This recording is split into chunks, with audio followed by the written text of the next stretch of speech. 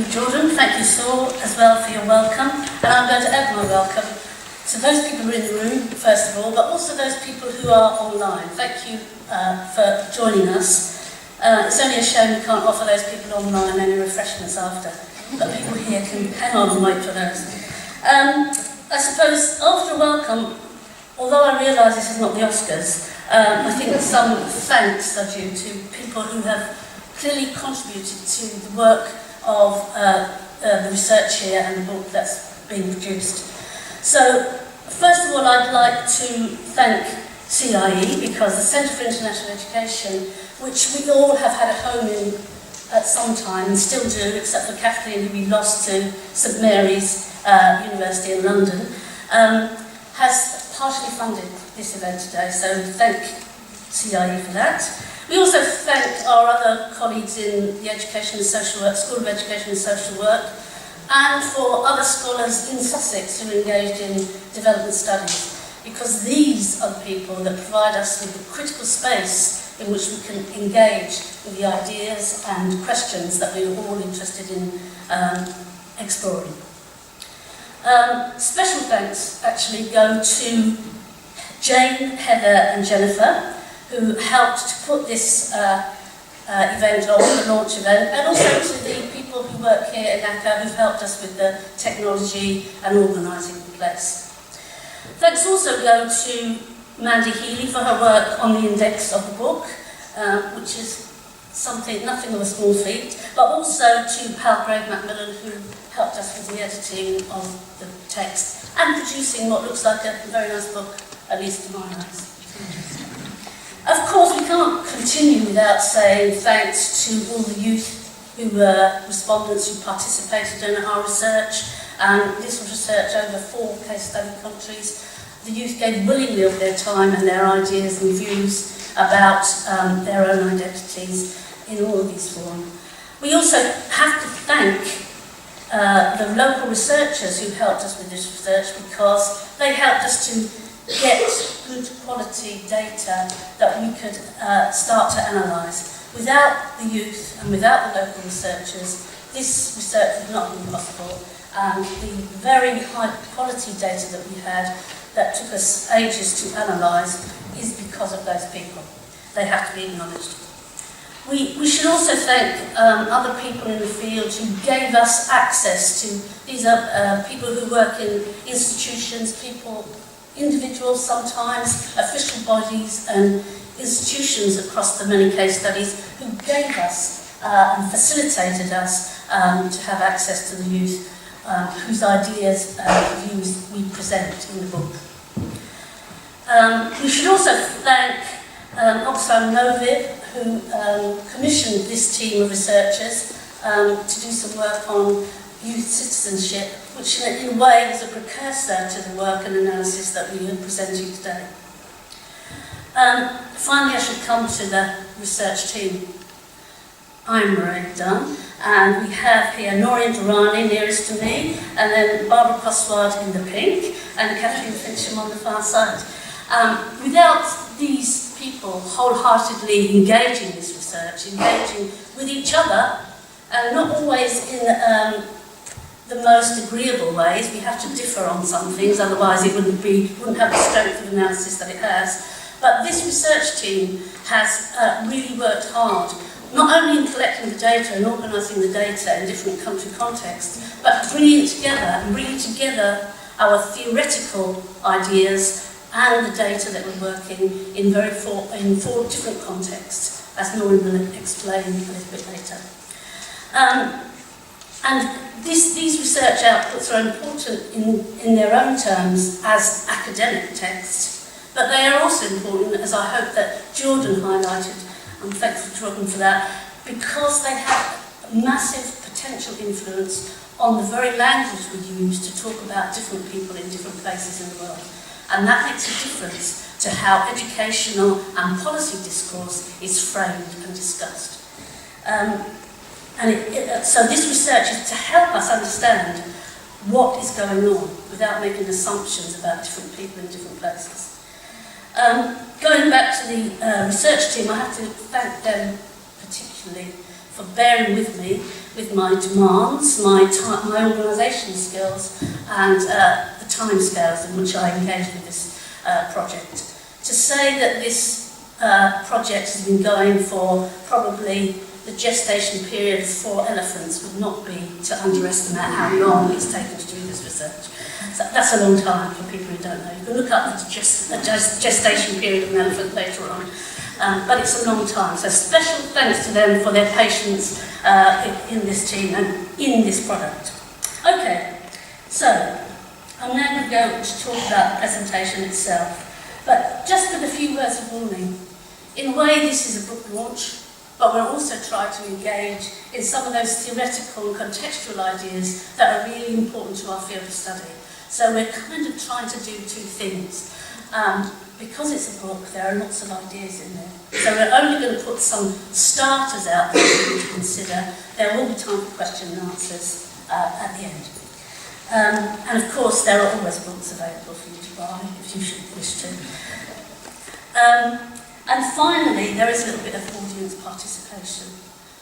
You will see on your seat that there's a little survey for you to complete. We'd be very grateful if you could do that sometime before you go to the refreshments, and you can hand it to one of the ushers who will collect that from you. It's really to help us understand what the potential influence of our research is in your view. Okay, so let's go to the overview. What are we doing today? Well, I'm giving the introduction now. This is going to be followed by Noreen, who's going to talk about 4 different country contexts. Then we move to Kathleen, who's going to talk about how we did the research. So Noreen is about where we did the research. Kathleen is about how we did the research and how we engaged in that.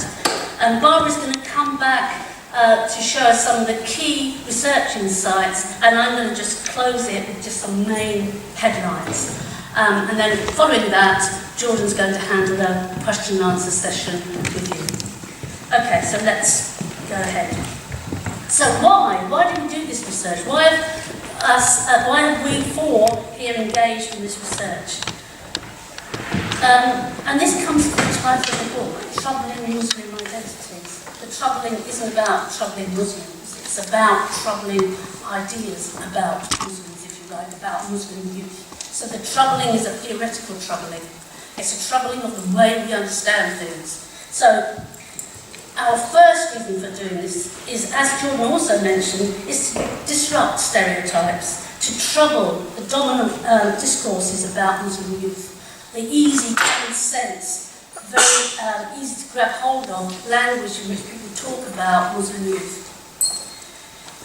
This research is also important because of its contextual salience. In other words, it's coming at a time when there are heightened fears and anxieties about youth. The youth bulge just talked about a lot in the world of development. So there's anxieties about the youthful population, and the youthful population particularly in the global south. There is heightened fears and anxieties about religious fundamentalism, and also issues relating to fragility and conflict, especially in the global south. The next reason we've engaged in this research is because we want to explore how youth tell the story of their own identities, not how other people have assumed them to be, but how youth understand and speak their narrative of identity. And we want to do this specifically at the intersection of nation, so their national identities, their religious identities, and their gender identities. And in looking at this, we wanted to look at how they understand their own axes of affiliation and difference. Where are they affiliated to other people, and where do they feel they're different from other people? And in some senses, of course, because we're looking at 4 different country contexts, we also want to look at the way that global discourse about Muslim youth, or about identities, about nation and religion and gender, actually interpenetrate into the locality.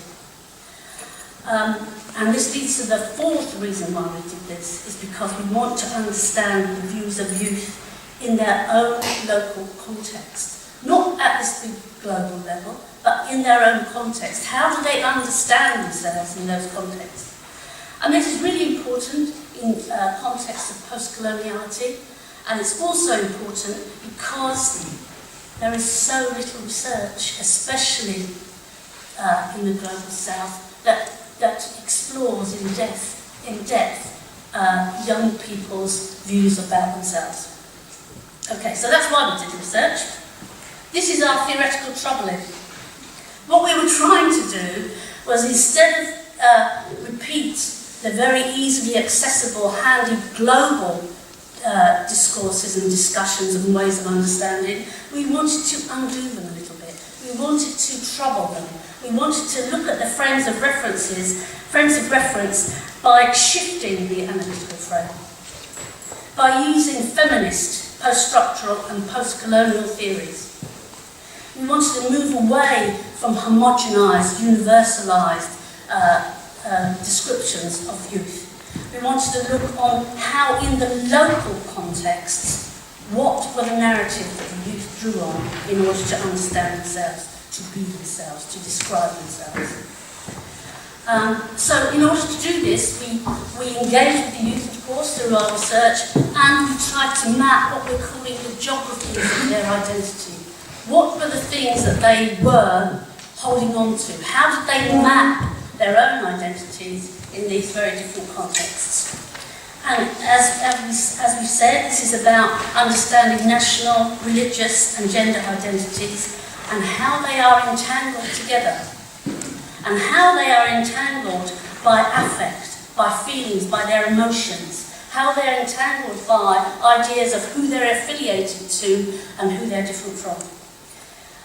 And thirdly, what we wanted to do, we wanted to understand those narratives of identity and resist essentialising, saying all people are like this, all youth are like this, all Muslims are like this, all Christians are like this, all Africans are like this. We wanted to destabilise and go underneath, resist essentialising. Boys will be boys. We want to go beyond some of those easy ways of describing social relations. We wanted to understand how, in these four post-colonial contexts, the traces of history became attached to the way youth talked about their identity. What was happening in their history, the social and political history of their context, that was appropriated by youth to talk about themselves. And also, in the same vein, we wanted to look at how the fractures within countries were also taken up by youth. I'm talking about fractures in terms of region and ethnicity. I'm talking about fractures in terms of religion, Christian, Muslim, whatever else. So that is our theoretical troubling. And just to give you a little bit more onto that, we were troubling nation, religion and gender because they're easy to talk about, they're easy to mention, they're easy to enter into conversation about, but we wanted to explore it a bit further. So we were tracing, as I said, the ways that historical discourses of nation are invoked by youth in claiming identity. How do they call on historical discourses of their own different nations in order to construct their own identity? How was their nation distinct from other nations? You will be given examples of this later, but many of the post-colonial nations are made and framed in relation to a unique identity that's different from their neighbours. But there are also nations where there are internal distinctions, distinctions that produce internal others within the nation. So we have distinctions within the nation.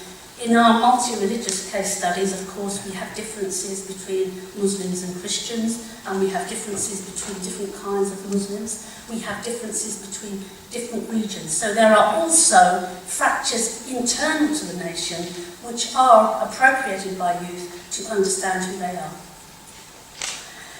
So in terms of nation, that's what we were trying to do, but we were also trying to say, what is the way that Islam was embodied and practiced by these youth in their different national, social and political contexts? How did they practice Islam in their everyday lives? How were these ideas of Islam, of their Muslim identity, entangled and enmeshed with their ideas of their national identity and their ideas of their gender identity? And finally, we were interested in exploring the doing of gender. How do people perform and do their own gender? This is away from a binary of male and female. It's a much more complex idea. How are they doing gender in the different localities they were in? How are they doing gender when they talked about nation? How are they doing gender when they were talking about their religion? And how did this way of talking about gender and doing gender produce different gender positionings? What kind of regulative strategies were there that framed the doing of gender and its relation to national and religious identities? Okay. You'll be happy to know I'm not going to rant on any more about this, but I'm going to hand over now to Nori, who's going to talk to us about the different national contexts.